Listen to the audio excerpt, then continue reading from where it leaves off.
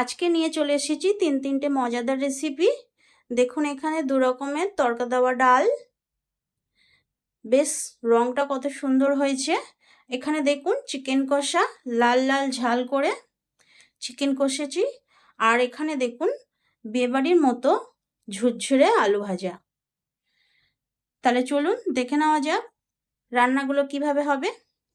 তার আগে বলে রাখি, এখনও অবধি যারা আমার চ্যানেলকে সাবস্ক্রাইব করেননি তারা অবশ্যই সাবস্ক্রাইব করে নেবেন এবং বেল আইকনটি প্রেস করে দেবেন, যাতে ভিডিও আসলে আপনারা আপডেট পেয়ে যান। এখানে বড় সাইজের 4টে আলু নিয়েছি, গ্রেট করে নেব। ভালো করে 3-4 বার বদলে ধুয়ে পরিষ্কার করে নেব। নিয়ে আমি পানি ঝরাতে দেবো। পানিটা ঝরতে থাকুক, ততক্ষণে আমি এইদিকে ডালটা করে নেব। দেখুন এখানে দু রকমের ডাল নিয়েছি, মুগ ডাল, মুসুর ডাল। আমি মুগ ডালটা বেশি নিয়েছি, মুসুর ডালটা কম নিয়েছি। আপনারা আপনাদের পছন্দ অনুযায়ী নিতে পারেন। দেখুন এখানে পেঁয়াজ কুচি করে নিয়েছি, টমেটো, সব কিছু একসাথে আমি একটি প্রেসার কুকার নিয়েছি, এতে ঢেলে দেবো এবং এগুলোকে সেদ্ধ করে নেব। সব এতে ঢেলে দিয়েছি। দেখুন এতে পরিমাণ মতো পানি দিয়ে দেবো, সামান্য হলুদ, সামান্য নুন আর সর্ষের তেল। এবার প্রেসার কুকারটা মুড়ে সিটি মেরে নিয়েছি। দেখুন সেদ্ধ হয়ে গেছে। এবার ডালটা সাইডে রেখে আমি একটা কড়াই তেল দেবো। তেলের সঙ্গে লঙ্কা, কিছু রসুন কুচি করে নিয়েছি, এগুলোকে ভালো করে নাড়াচাড়া করে নেব। এতে কিছু মশলা দেবো, যেমন কিছু হলুদ, একটু ঝালের গুঁড়ো আর সামান্য নুন। নুনটা চেক করে দেবেন, আমার নুনটা কম হয়েছিল তাই আমি নুনটা দিয়েছি, আপনারা নুনটা একেবারে দিয়ে দিতে পারেন। ব্যাস, তেলটাকে এবার ডালের ওপরে ঢেলে দিলাম। আমার সোমবার দেওয়া ডাল হয়ে গেল। ভালো করে নাড়াচাড়া করে নিচ্ছি। দেখুন ডালটা কত সুন্দর হয়েছে, ভালো লাগছে দেখতে। আপনারা অবশ্যই ট্রাই করবেন। এদিকে আমি পরবর্তী রেসিপিতে চলে যাচ্ছি। কড়াই তেল দিয়ে দিলাম, তেলটা গরম হতে থাকুক। এদিকে আমি চিকেন নিয়েছি, ভালো করে ধুয়ে পরিষ্কার করেছি। চিকেনগুলোকে মশলা মাখিয়ে নেব, সামান্য হলুদ, নুন, ঝালের গুঁড়ো, আদা রসুন অল্প পরিমাণে আর অল্প পরিমাণে সর্ষের তেল ভালো করে মাখিয়ে নিচ্ছি, কারণ চিকেনটা মাখাতে হবে ভালো করে। মাখানো ভালো হলে তবে চিকেন রান্নাটাও ভালো হবে, খেতে স্বাদ হবে। এখানে দেখুন তেলটা গরম হয়ে গেছে, তাই আমি পেঁয়াজ বাটা দিয়ে দিলাম। আমি পেঁয়াজকে ভালো করে মিক্সিতে পেস্ট করে নিয়েছি, আপনারা চাইলে কুচি করে নিতে পারেন। আমি এখানে 3 চামচের মতো পেঁয়াজ বাটা দিয়ে দিয়েছি আর আদা রসুন বাটা 1 চামচের মতো, বড় চামচের 1 চামচ। আপনারা আপনাদের চিকেনের পরিমাণ বুঝে কম বেশি করে নেবেন। এতে সামান্য ঝালের গুঁড়ো, সামান্য হলুদ আর সামান্য নুন। যেহেতু আমি চিকেনটা ম্যারিনেশন করে রেখেছিলাম সমস্ত মশলা দিয়ে, তাই মশলাগুলো সব বুঝে শুনে দিতে হবে। সামান্য পরিমাণে জিরে ধনে গুঁড়ো দিয়ে দিলাম। এবার ভালো করে নাড়াচাড়া করব।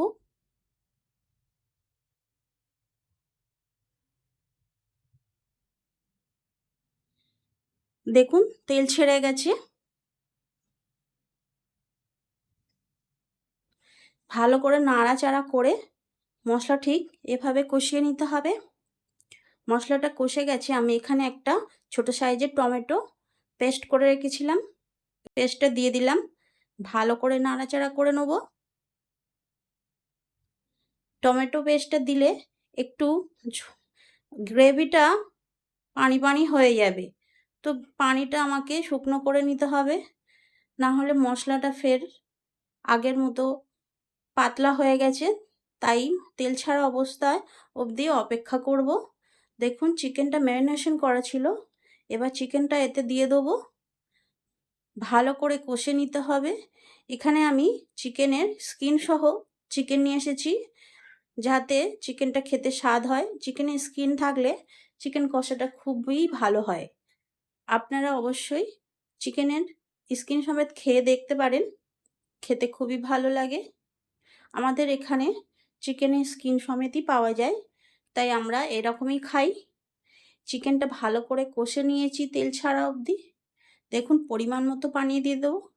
যেহেতু আমার চিকেনটা অনেকক্ষণ ম্যারিনেশন করা ছিল আর মশলাটা ভালো করে কষে গেছে আর কষানোটা অনেকক্ষণই হয়েছে, চিকেনটা অনেকক্ষণ ধরে আমি কষিয়ে নিয়েছি, তাই আমি বেশি পানি দেবো না, অল্পই পানি দেবো। যেহেতু এটা চিকেন কষা হচ্ছে, চিকেনে আলু দেবো না বা ঝোলও হবে না। চিকেনটা ভালো করে একটু পানি দিয়ে কষিয়ে নিয়েছি, চাপা দিয়ে সেদ্ধ করে নিয়েছি। দেখুন সেদ্ধ হয়ে গেছে। দেখুন কাছে এনেছি আপনাদের বোঝার সুবিধের জন্য। প্রায় হয়ে গেছে। একটু শুকনো অবস্থা অবধি আমরা অপেক্ষা করব। এখানে কিছু গরম মশলা দিয়ে দিলাম। গরম মশলা গুঁড়ো দেওয়া হয়ে গেছে। একটু আমি 5 মিনিট ফুটতে দেবো এবং নাড়িয়ে দেবো, যাতে গরম মশলাটা মাংসের মধ্যে ঢুকে যায়। দেখুন এইভাবে নাড়াচাড়া করে দিলাম। এবার আমি কিছুক্ষণ এটা এখানেই ছেড়ে দেবো, যাতে স্টিমটা ভালো হয়। যেহেতু এখনও তরকারিটা ফুটছে, দেখুন আমি গ্যাসটা অফ করে দিয়েছি। তরকারিটা এখনও অবধি এরকমই থাকবে। খাবার আগে আমি এটা সার্ভ করে নেব। দেখুন কত মজাদার হয়েছে। দেখুন আপনাদের বোঝার জন্য আমি এভাবে দেখাচ্ছি। বেশ লোভনীয় হয়েছে। আপনারা বাড়িতে অবশ্যই এইভাবে ট্রাই করে দেখতে পারেন। রেসিপিটি কেমন লাগলো কমেন্টে জানাতে পারেন। আপনাদের সাবস্ক্রাইব করবেন এবং পাশে থাকবেন এবং কমেন্টে জানাবেন আমার ভিডিও আপনাদের কেমন লাগে। তাহলে আমার ভিডিও করার ইচ্ছা আরও বেড়ে যাবে। চলে যাচ্ছি আমি এবার পরবর্তী রেসিপিতে। আমাদের চিকেনটা এইভাবেই ছেড়ে দেবো। খাবার আগে আমরা প্লেটে তুলে নেব। এদিকে চলে যাচ্ছি পরবর্তী রেসিপিতে। দেখুন এখানে আলুটা পানি ঝরাতে দিয়েছিলাম। দেখুন কত সুন্দর পানি ঝরে গেছে, এতে একটুও পানি লেগে নেই। এতে একদমই নুন দেওয়া যাবে না। হলুদ দিয়ে আমি ভালো করে একে মাখিয়ে নেব আলুগুলোকে। নুন একদমই দেওয়া যাবে না, আমি বারবার বলছি। আপনারা আমাকে ফলো করে এই রেসিপিটা করতে পারেন। আমি আপনাদের গ্যারান্টি দিয়ে বলতে পারি একদম বিয়েবাড়ির মতোই ঝুরঝুরে, একদম বিয়েবাড়ির মতোই কুরকুরে হবে। দেখুন এতে একদমই নুন দেব না, সামান্য হলুদ দিয়ে আমি মাখিয়ে নিয়েছি। কড়াই তেল ঢেলে দিচ্ছি, রিফাইন অয়েল। তেলটা গরম হতে থাকুক, আমি ততক্ষণ আলুটাকে ভালো করে মাখাতে থাকি। দেখুন তেল গরম হয়ে গেছে, আলুটা ছেড়ে দিলাম। তেল একটু ঠান্ডা হওয়ায় আলুটা খুব রং হয়নি। আপনারা তেলটা বেশ কড়কড়ে করে নেবেন, তাহলে কি হবে আলু ভাজার রঙটা খুব ভালো আসবে। দেখুন আমার প্রথমবারে তোলা হয়ে গেছে। এবার তেলটাকে ভালো করে গরম করে নিয়েছি। এবার ফের দ্বিতীয়বার আলুটাকে ছেড়ে দিচ্ছি। এইভাবে করে আমি পরপর আলুগুলোকে ভেজে নেব। একটু নাড়াচাড়া করে ছেড়ে দেবো, আর বেশি নাড়াচাড়া করব না, কারণ বেশি নাড়লে লাল রঙটা ধরবে না। দেখুন লাল লাল হয়ে গেছে। এবার তুলে নিচ্ছি।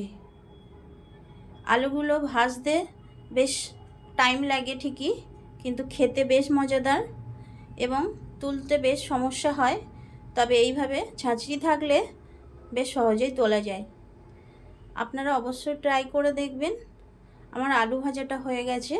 তেলে এবার কিছু কারি পাতা, বাদাম আর শুকনো লঙ্কা দিয়ে দিলাম।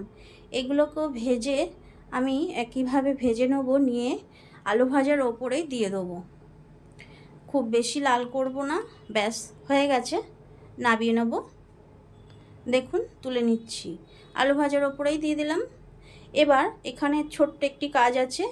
এবার আমরা যে নুনটা আমরা আগে স্কিপ করেছিলাম সেই নুনটা আমরা পরিমাণ মতো দিয়ে দেবো, খুব বেশি না, সামান্য। আর সামান্য দেবো ঝালের গুঁড়ো। রেসিপিগুলো আপনাদের কেমন লাগলো অবশ্যই জানাবেন এবং সাবস্ক্রাইব করবেন। ততক্ষণ ভালো থাকবেন, সুস্থ থাকবেন, সাবধানে থাকবেন।